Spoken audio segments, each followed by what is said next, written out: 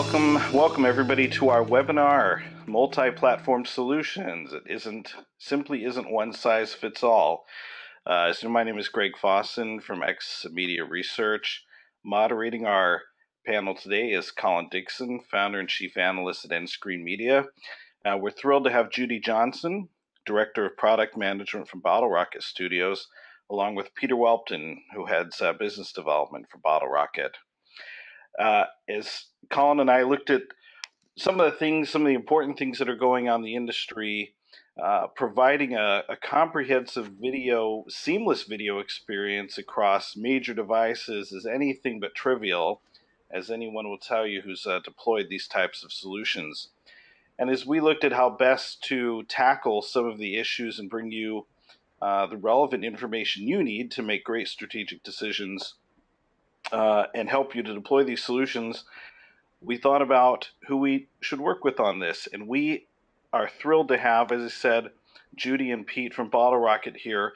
Bottle Rocket has been responsible for developing TV Everywhere solutions for companies like NBC, BET, Showtime, Food Network, History Channel, USA Network, a whole slew of some of the top brands. And so we're excited to have these experts with us today. I'm going to keep my remarks short so I can turn over the time to Colin, but please feel free throughout the session to make use of your chat window, ask questions. Colin and I will be monitoring those. So if questions come in, we will definitely try to answer them as soon as possible. Never fear, though, we will leave some question and answer time for the end, hopefully about 10 to 15 minutes. So feel free to interact with us and our attendees throughout the show. Colin, I'd like to turn the time over to you now. Thank you very much, Greg. And yes, I am absolutely delighted to welcome Judy Johnson and Peter Welpton. As Greg says, they have a ton of experience in developing video apps, and I'm going to get to them just as quickly as I can because I want to make sure you maximize the learning from their experience. But I wanted to, before we jump into the Q&A and the discussion, I wanted us to really get a grounding in why multi-platform is such a challenge, and in particular, I wanted to talk about what I call the video services conundrum. So, why is there a video services conundrum? Well, if you're thinking about creating a video service, an online video service, obviously one of the most important things that you need to do is you need to get on the key devices that your user is using. So how do you figure that out? Well, first of all, I think it's fair to say it's not just one screen that you need to be on, it's all screens. Now what you're looking at here is a graph which is basically from Tremor Video, which looks at basically ad share between screens. And what you see here, I think the remarkable thing about this graph is that every single screen is being used. Now, emphasis does change pretty much during the day. So, for example, smartphone is used more in the morning, PC is used during the day, and the connected TV at night. But really, all devices receive significant usage throughout the day. Even the smallest screen, the smartphone, if you look over there at 8 p.m., is being used during the evening with pretty significant usage. And one interesting thing about this graph is I'd like you to note the two bumps, one at 12 and one at about 2:30 or 3 o'clock on the PC. So it looks to me like people are taking a little video break at their workplace. But I think the thing that you should take away from this particular graph is really when you're thinking about delivering on the screens, it's not about one, it's about all.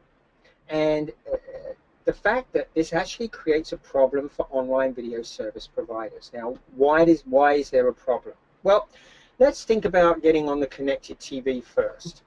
Which are the important platforms? Well, Apple TV, about 38% of ad views go to Apple TV, 31% to Roku, 9% to Chromecast, and 20% to the two major game consoles from Sony and Microsoft, of course. And there are at least 5 different, so that means that there are at least 5 different versions of a video app required. But then, of course, you have to include the mobile PC, and you have to include, you have to include the mobile, the PC, and the Mac. And then there are a ton of OS versions and updates and upgrades. So I think what you see happen here, just to get to the television, is multiple apps. You have to have many, many apps in market. And so that really leads to this conundrum that I'm talking about. To maximize an audience, a provider needs to be on every platform with a differentiated app experience. This results in a custom app for every platform, making development and maintenance costs prohibitive. So that really is the conundrum. How do you figure out which devices to be on to maximize your engagement with your audience while minimizing the cost that you are spending on apps to get there? So that's our subject today. That's really what we're going to be talking about today. Now, as you think about this, there are 4 general approaches that you can take to delivering on all of the platforms. So I'm going to put the 4 up, and then I'm going to turn to Judy and Peter here to really fill these out, what they mean. So the first is build or buy. So why don't I turn to you first, Judy? How do you make a decision about whether you build or buy an app? How do you help your customers figure that out? So, Colin, we generally sit down with the customers and start talking through a variety of points. In fact, if you bring up, I provided you a sort of a slide of some of the things that we talk about, our first slide. So, one of the things that we go through next one after that. Okay. One of the things that we go through is cost or budget. You know, what is the expectation that a client has or a brand has on what they want to spend to be able to do this? Everybody has a desire to have a robust professional platform with ads, analytics, authentication on every platform that has unique custom features and everything. But it boils down to is really, what is the budget available for doing this? What is the time to market? When are you looking to have something out? Obviously, it takes longer to build a custom app than it does to be able to start with something that when you buy an approach, when you buy somebody that has an existing platform. Next is IP ownership. Do you want to own the intellectual property at the end? Is there anything unique about it? Is there code you want to own so that you can take and enhance it on your own so you can grow it on your own? Are you looking to kickstart it? Are you looking to have somebody else manage this for you? The 4th one on here is extremely important, and that's internal knowledge and capabilities. It's really, what are you able to do yourself as a company versus what you really need to have somebody else do for you. In this case, there's a lot to be said for putting together a multi-platform solution. You have to consider everything from how I get that video, to a system that users can access it, and I can also manage and support that app on a daily basis. You don't want to put an app up and it stays stagnant. So you're going to need to make sure it's updated, it looks good. So when you look at this, you have to consider not just the apps themselves, but the tools around the apps and the back end that's going to be required to support this, so you can maximize your investment, you can maximize your ability to go through and be able to promote content. So understanding your internal knowledge and capabilities and what it is you want to do and what you want somebody else to do is really important. And then your customization needs. I think everybody starts off with the thought of, I want to be totally different. But when you get right down to it, a lot of the things that you need for a really good solution on any platform is the ability to find and consume content in a very high quality, high manner way.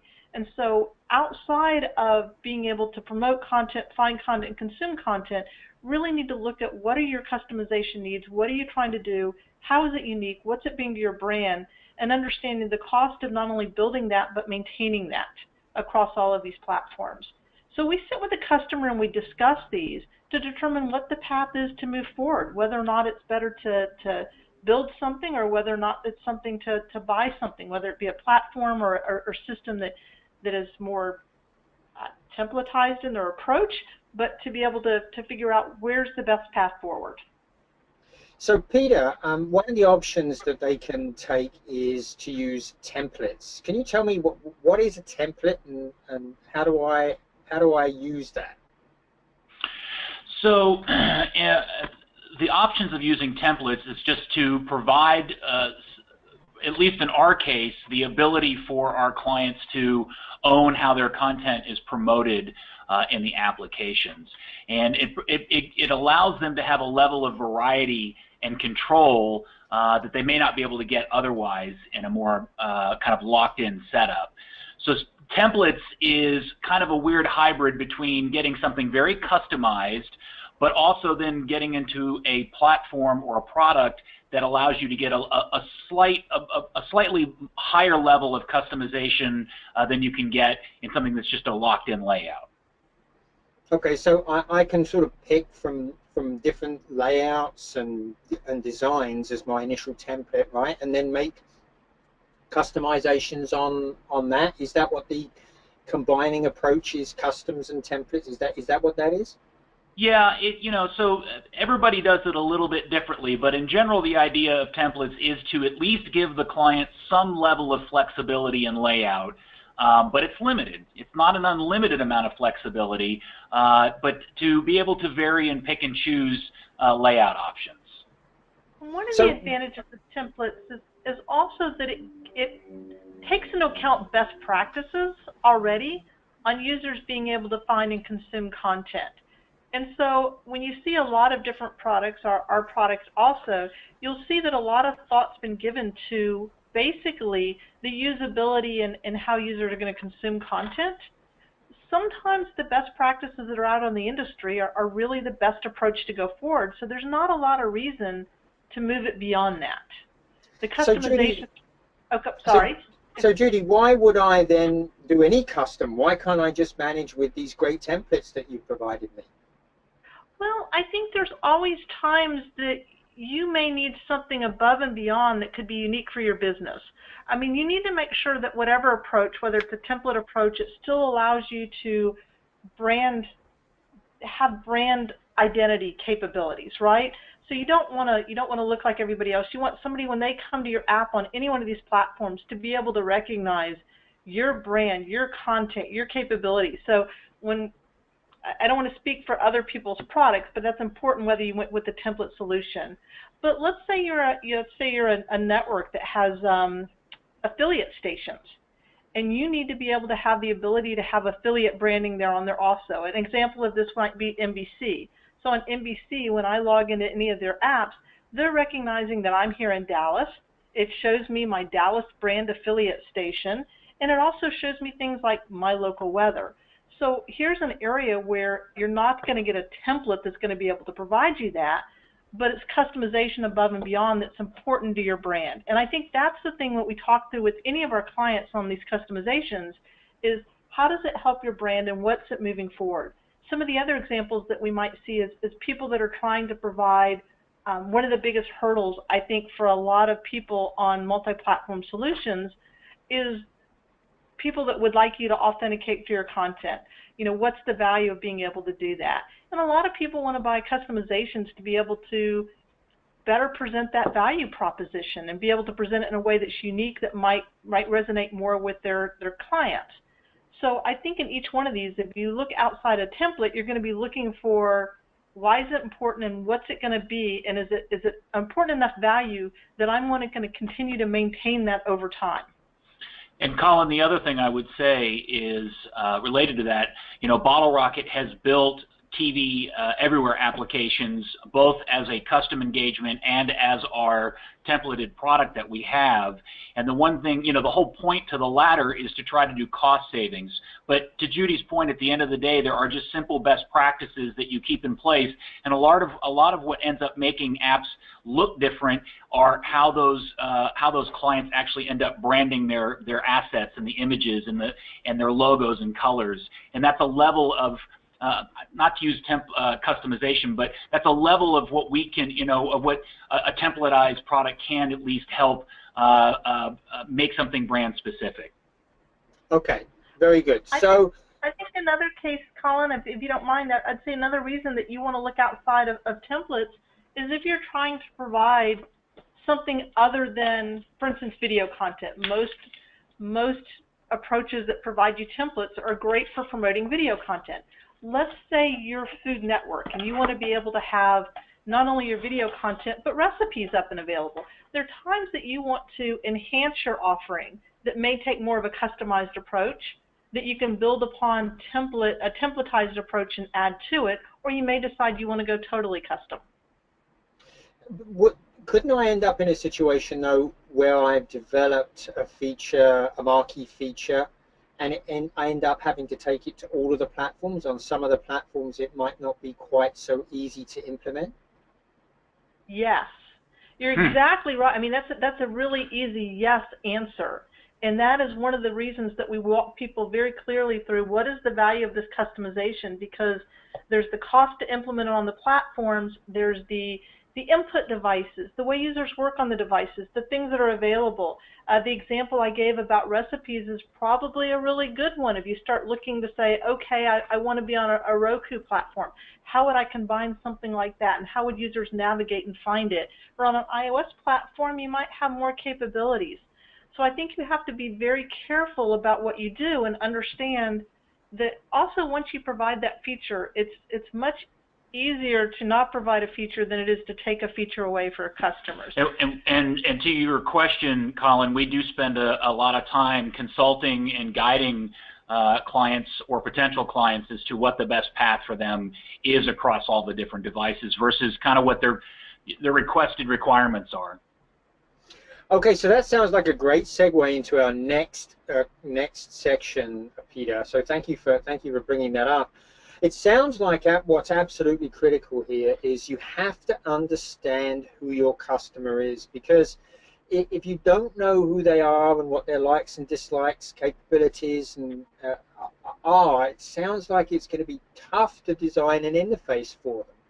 So why don't we start off with, in this section, and tell me how you talk to customers and tease out of them what their customer is like, and how you use that information to inform the way you design and deliver the application. Judy, why don't we start with you on that? Perfect. So we spend a lot of time with our clients up front, you know, both trying to understand their market, because no matter, you know, obviously we have a lot of great brands and everything out there, and as you can imagine, there's a big difference between sci-fi and MSNBC, right? And the type of clients, the type of content and everything. But we go through and we talk a lot about the brand identity and how that differentiates the audience. But when we start talking about how users find and consume video and the things that are really important, it really kind of starts narrowing it down. To be able to understand the audience, obviously you want to be able to understand how much content that you have available for them. You know, have a lot of video, do you have a little bit of video? You know, how are users going to be able to interact with your content? How do you want to be able to promote the content to them? But then also, how do you make sure that you provide the best video experience for the users consuming the content? So everybody is looking at how do I drive the most number of eyeballs, or how do I you know, bring more clients to the service and everything like that. But really, we really want to start with the basics on the video service and the things that are important for any audience, and then what are the things that are going to make your audience unique and different that need to be taken into consideration. Like I said, and a lot of that is going to be very brand specific. Okay, could you give me some really specific examples? I think that might be really helpful, Judy. Well, I think one of them was the difference, like if I look at sci-fi and MSNBC, the ability of the different type of content there and what people are looking at. You can imagine the content that you have available on sci-fi. You know, it's science fiction, it's big artwork, it's big graphics, it's things that grab it, it's popular shows, it's being able to grab something. But when you look at something like MSNBC, it's latest news, it's latest events, it's how do I get to the latest information. And honestly, if it was on 6 weeks ago, I probably don't care about it. I care about what's on new and now. But if I look at somebody like sci-fi, the ability to catch up on a series, the ability to go through and binge on something's more important. So we kind of look at the audience and the needs and how they're going to look at and how they're going to consume the data. Okay, I got it. Very good. So once I've got a good picture of my audience, now I can go ahead and maybe start to prioritize. And it seems like this prioritization, there's sort of two axes for this prioritization. There's platforms and there's features. So let's start out with platforms first. So little bit of research I pulled from our friends at, I think this was, some of this I got from Nielsen data. And I think one of the things that often surprises me is we walk around in our heads with a lot of beliefs about our audience, and it may not necessarily be true. So, for example, device ownership, 90%. A lot of people would probably think that 18 to 34-year-olds have more smartphones than anybody else, but it turns out that actually the 35 to 49-year-olds have more.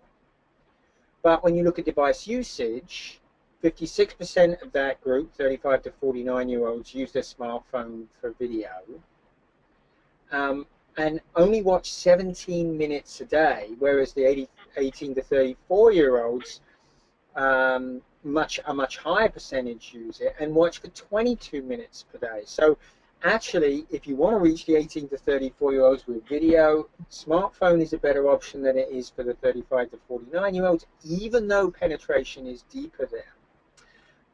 And interestingly, it turns out that if you want engagement with that 35 to 49-year-olds, the tablet is a great way to go because it has 35 to 38 minutes. Another thing that I've often walked around with believing is that people using Apple devices watch more video. Well, you're looking at some data here from Cisco BNI, and yeah, they watch a little bit more, but not a lot more. So this is average gigabytes per month used, and it's not that far out for both types. And Colin, I can't give any specifics, but we actually have, it varies by brand of whether there are more iOS users or more Android users. So I can tell you there's many brands out there that actually have more Android users than iOS. Indeed. Indeed. So Judy, while we're with you, how do you work with your clients to help them figure out their platform priorities? So if you will switch to my fourth slide, there's a ton of data out there, right? And what you presented is terrific because there's a ton of data, but then really understanding that data. In fact, you've presented two data points that to me are very interesting so far. One is where ads are looked at on different devices that may be different than where how much content's actually being viewed. And then one is looking at not only device ownership, but video views. So what we try to do is we go through and we look and we talk about household penetration. And you'll see these are some latest ComScore, and this is video consumption data from March of this year, of looking at what devices users are actually consuming video on. It was funny because I remember when the iPhone overtook the tablet as the #1 viewing device. Everybody thought that might be changed, that might stay the tablet because it's a bigger screen and easier to watch. But it really varies, and it also varies by the type of content that you're looking. We find more short form content or shorter content. Let's say clips more on the phone, maybe episodes more on the tablet, and that's just a generalization. I mean, because the trends change based on the content and the value of the content, and if it's super funny, it gets viewed everywhere. But in general, we find that more shorter form content is on smaller devices, and as the device screen gets bigger, not only do you watch content longer, but you actually watch more content. So it sort of changes across this. So even though the usage is different, we find people tend to watch a lot longer and tend to watch more shows than just one at the same sitting. So we walk through and we look at what's the penetration by device. Obviously on mobile it far outperforms anything else. And then we look at the new OTT streaming devices. What's going on Roku, what's going on Chromecast, Apple TV, and Fire TV, to walk through to figure out what devices are most important. And as I said, it's going to change from brand to brand. You can't just naturally go, oh, well, if you're this brand, you're going to follow these trends. So we walk through it, and we walk through it. It's really hard to know up front, though, if you're a brand, are your users more iOS or they're more Android? That's something you kind of learn along the way. But I think everybody looks and says, where are the eyeballs and where should I go? And I also think there are just consumer trends that are changing.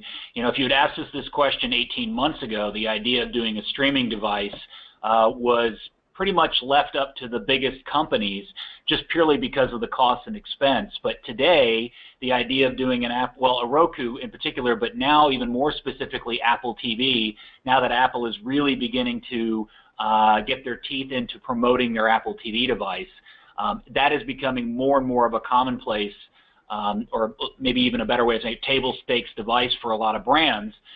But again, it gets back to your original question, which is what do you have a budget to accomplish? And then you kind of get back into the whole thing of, well, if I only got so many dollars, what are the devices I need to worry about first? But definitely streaming devices, Apple TV, Roku, Fire, are the three that are far more of a concern today than they were 12 months ago. So one of the things, yeah, go ahead. Do you mind jumping to a slide 2 real quick? Not at all. Just give me 1 second here. One of the things that we also talk about is you start looking at, how do you prioritize platforms, is also getting an understanding of what this means, right? And so considering the whole picture, one more forward, I'm sorry, it's under the life cycle considerations.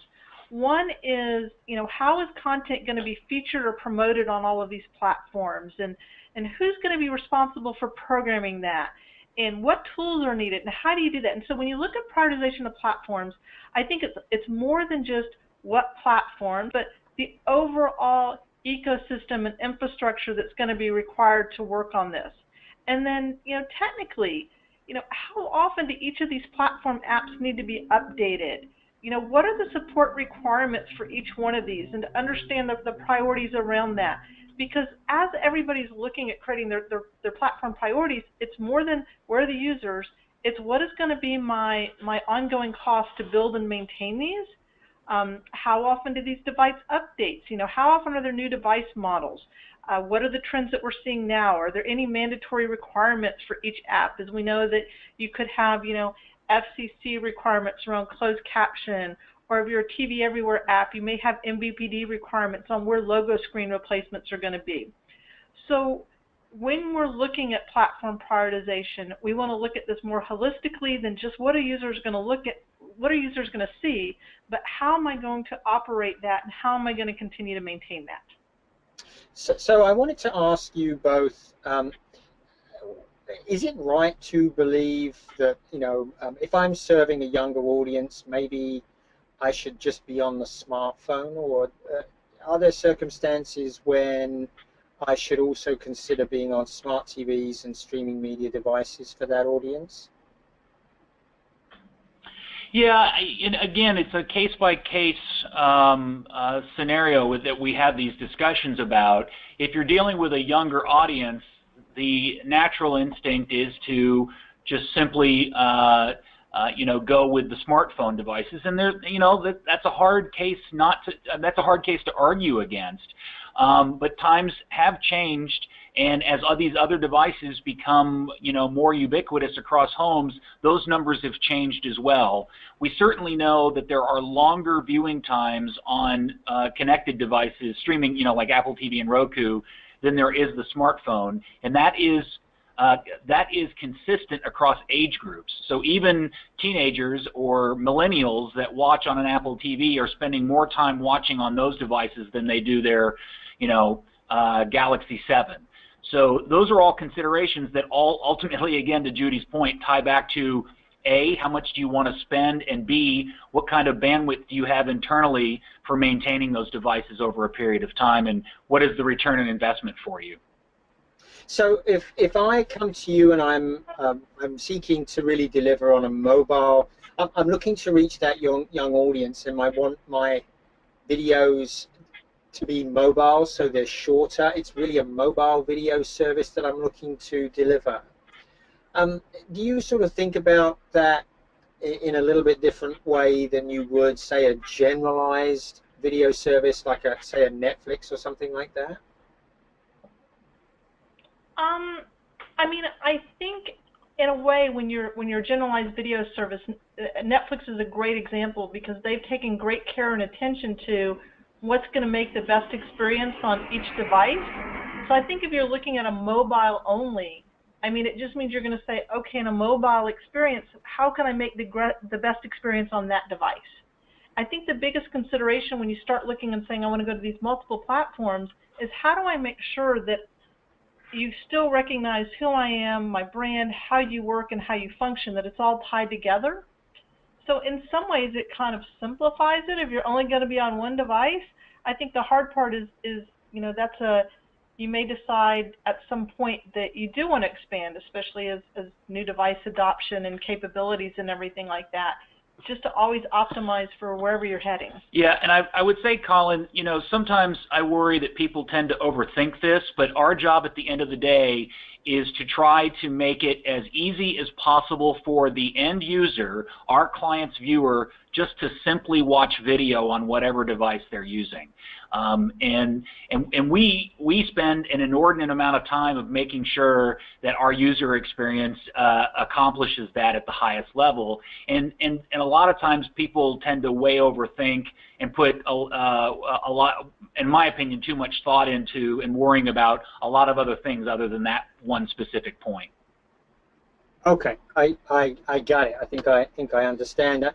I mean, it strikes me like with a mobile only service, it seems that I mean, looking at the data, even millennials want to watch that sort of content on bigger screens too. So it sounds like even when you're just doing a mobile service, you have to have some sort of support for bigger screens, right?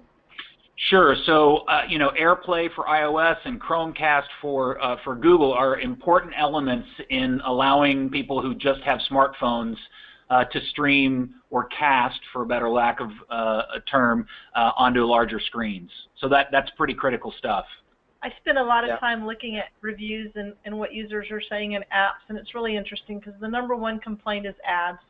#2 is my MVPD is not available if it's an authentication system. And #3 is AirPlay and Chromecast.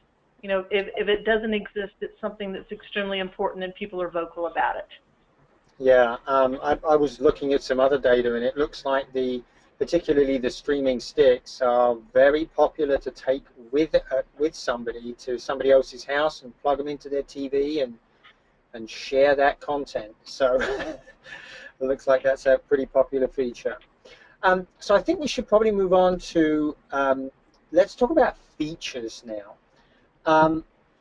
It's pretty difficult, I think, figuring out what is necessary and what is nice to have. And I can't wait to hear what you guys have to say about this, because that understanding what's necessary is not necessarily obvious.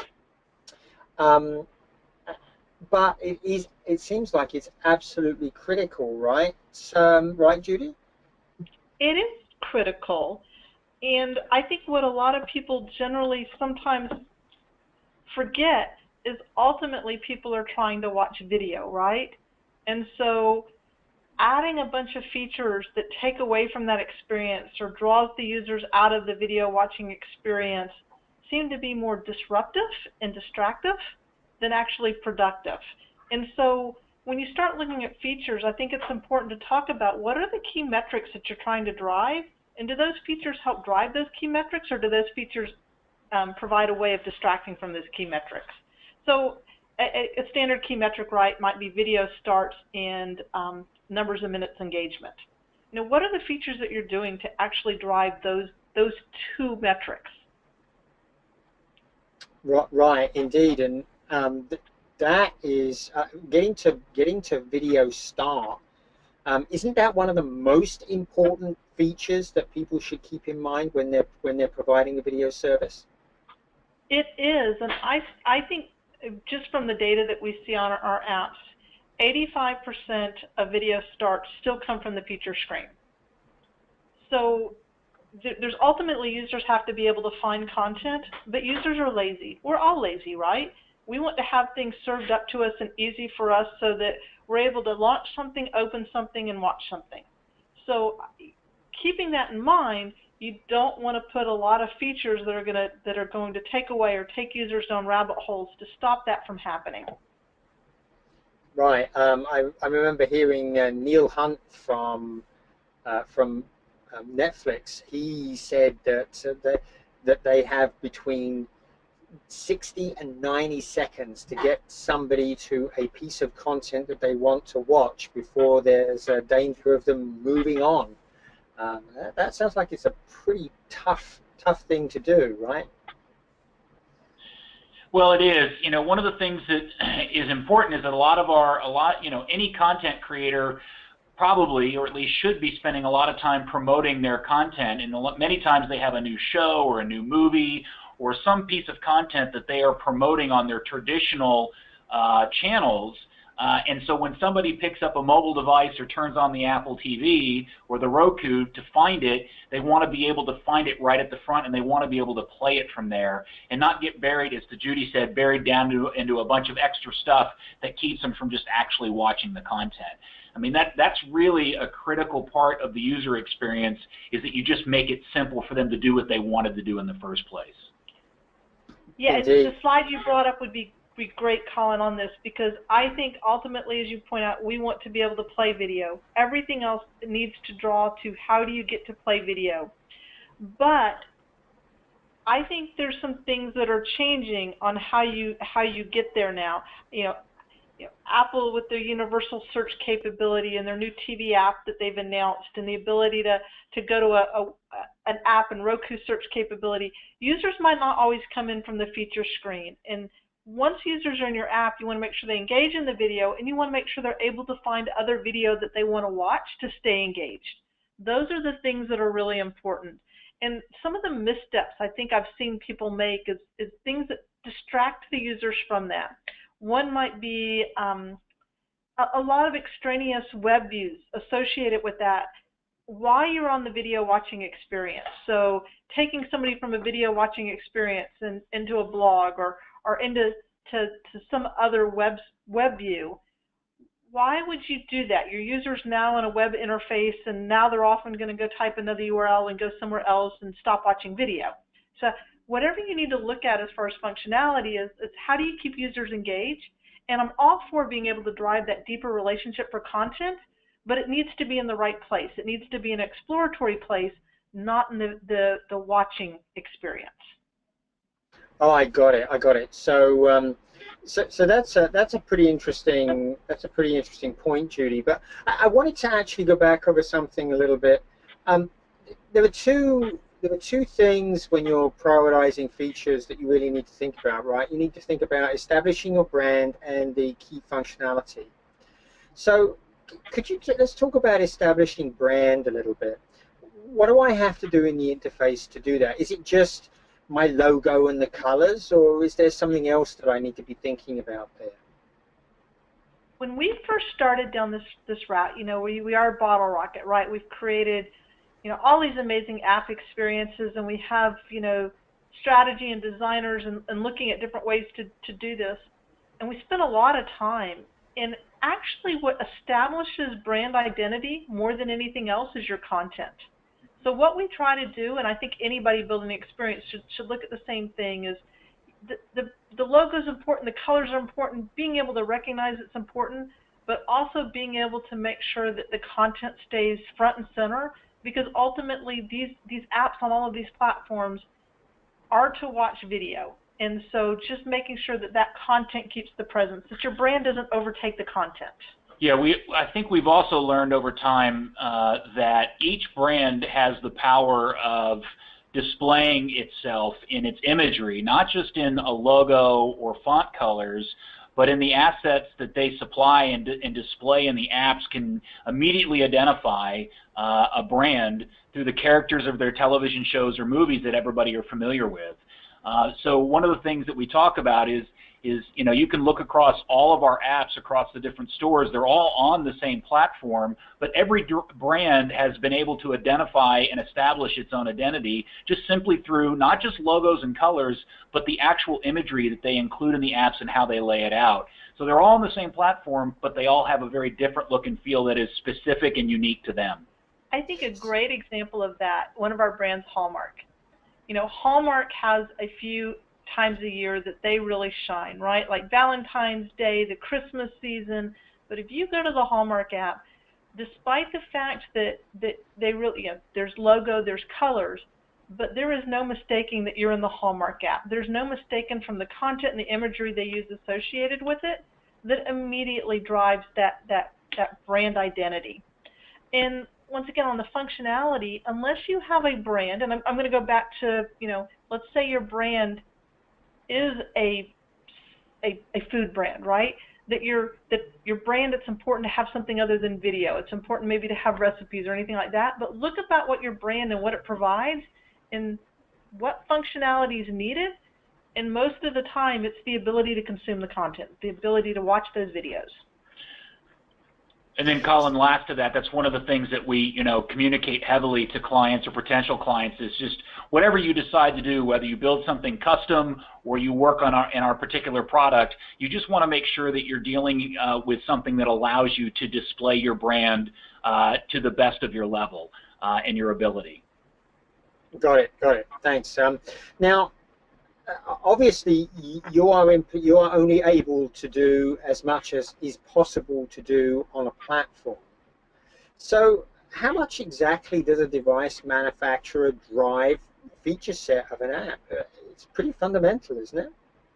It's very fundamental, and it varies from each device, not only in the input capabilities, but the control capabilities that you have over the feature screen, that you have over the way that users can move from content to content. So I think that's important to note too. We've got a lot of people that want to be able to have what I consider an iOS, Android experience across all of these devices, and the user doesn't have the ability to tap here, move here, be able to move in those areas. You don't have the ability to put somebody in a web view over in these other devices in these other areas. So I think it's important that you understand that what you're driving for is the best experience on each one of these devices, and you aren't going to be able to replicate it.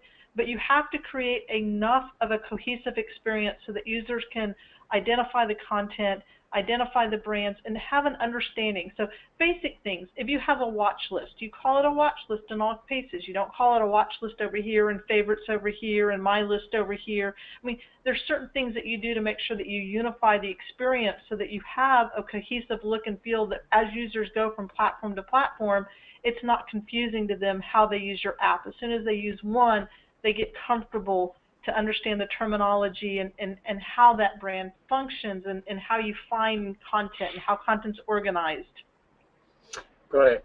Now, obviously establishing brand is really important, and it sounds like it's really important for the app to match the quality of the video. So, I guess a sort of Met Opera app would look very different to I don't know, a punk rock app, for example. They would obviously look very different.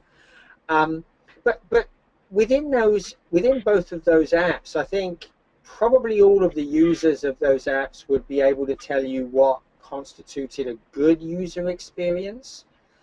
But they're so different apps. What does make a good user experience? It boils down to the ability to find and consume content. So ultimately, users need to be able to watch video, and so many people focus so much on the look and the feel that they forget that when you hit play, you've got to make sure that experience is top-notch at that point. And so this is more than just building an app. This is more than building an app for different platforms. But you've got to consider your end-to-end solution for a consumer, an end-to-end delivery. And then when you start looking at that front-end delivery, what is that app experience? I think it's all about, as you pointed out, you probably have a very limited amount of time to find what you're looking for and hit the play button before you go on to something else. Because in today's world, we all have, many, many more choices if we can't find what we're looking for. And honestly, this content is probably available in many, many more places. I think if you're looking for a brand, why would somebody use your app over going to consume it in Hulu and Netflix? And obviously it's helpful for you because you get a relationship with the customer and you get more understanding of how they're consuming their content and everything. But you've got to make sure that experience is so easy and so good that they can find it and watch it because they have options. Very good, very good. So we're actually moving into the user Q&A section now. I've already folded in a couple of questions from the audience. So if you have questions, please type them into into the questions window. And I just wanted to also say that you can pick up a white paper from the nScreenMedia website, which is sponsored by our friends at Bottle Rocket, called Reaching All the Screens, Solving the Video Service Conundrum. That's free to use, so you can just go download that and get a lot more detail on some of the topics that we've talked about. But actually, one question that came up that I do want to look back on, and that is really to do with the costs involved in actually creating the apps. So that question came in. For example, what kind of personnel does a company require to be successful at OTT, and how expensive is that going to be for me? So that's generally question number one. So if let me answer the first question about the personnel. So it is beneficial for clients to have kind of I don't know if it's specific different people. In many cases, we deal with clients that have a big enough team that they have one person applied to each thing, or they have multiple people all covering a lot of these spaces. But the ability in terms of art and design, getting back to how you establish your brand through the applications, through creating of the image assets for the different shows and series. It would also be somebody from a technical aspect, that is the person that is managing your back-end system, your CMS that we would connect to, or anybody would connect to actually pull all of the data. And then there's a product owner, somebody with kind of an overriding vision of what this experience and this product is supposed to represent for your brand. And the other parts that we talk about a lot of times are in the marketing end that aren't necessarily technical, which is the people on the marketing end determining how they can use this application to promote and market the brand, and also pull analytics so they can do measurement and then translate that into sales. So there's probably 4 or 5 different spaces in terms of personnel that you would begin to look at. In terms of cost, there are a wide range of ways of going about this. I would anticipate most companies should budget a few $100,000 for a product on an annual basis that would cover the development and launch of the applications. And then the other part that tends to get lost is the ongoing maintenance over the course of a year. Google and Apple release updates to the operating system, which invariably every year make some pretty significant changes, require changes to everybody's applications to account for those updates, and you got to budget for that as well. If you're going to build something custom, though, that's a completely different landscape, and you're looking closer to do it right. You're probably looking into 7-figure territory to do it properly. Wow. So it can get pretty expensive pretty quickly. Well, you got to, and then also, you know, those numbers also have to take into consideration which devices, the number of devices you want to get into. Are you just trying to do Android and iOS? Are you also trying to do all of the streaming connected devices as well? And you should probably just assume every time you add one, the cost goes up exponentially. So is the experience very different depending on if you're a big broadcast network or a small content owner? It sounds like how would each work with you? Well, they all work. You know, that's the funny thing is they, you know, our product we call AWE is the platform used by companies as big as NBC, and we have small, you know, online-only brands like Awesomeness TV, and we've had Tastemade on it as well. And so we offer a version of our product that is priced about as competitively as it can be in this marketplace for all different sizes. But as you decide to add devices and or customizations on top of it, the price can go up from there. And are there any big differences between doing apps that are, you know, the major types of apps, I guess, are SVOD, advertising supported VOD, and maybe live and live linear. Is there a big difference between doing apps in those different categories? Well, what we find is when you do an app, you're integrating with a variety of different third parties to be able to make this happen. So if you think about doing something like a TVE app, you know, there's the authentication piece, and you know, Brightcove has an authentication. Adobe Pass is probably the biggest authentication piece. If you're looking at doing SVOD or a subscription service, then the question is okay, do you already have a payment system? Do you need to integrate with a payment system to be able to do this?